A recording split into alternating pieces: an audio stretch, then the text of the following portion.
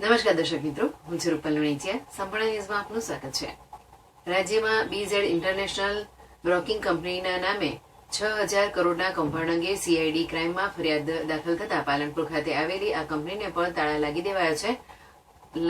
દેવાયા છે અને કંપનીની ઓફિસનું સંચાલન કરતા ઈસમો ભૂગર્ભમાં ઉતરી જતા અનેક રોકાણકારોના નાણાં ફસાયા છે.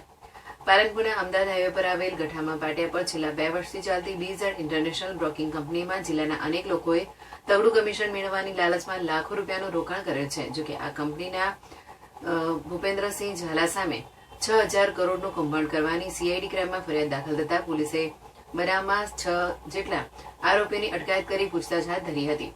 જોકે આ તપાસનો રેલો પાલનપુર આવે તે પહેલા પાલનપુરમાં આવેલી બીઝેડ કંપનીની ઓફિસને છેલ્લા 3 દિવસથી તાળા મારી બંધ કરી તેના સંચાલકો ભૂગર્ભમાં ઉતરી ગયા છે. જોકે આ ઓફિસમાં જિલ્લાના અનેક લોકોએ લાખો રૂપિયાનું રોકાણ કર્યું છે.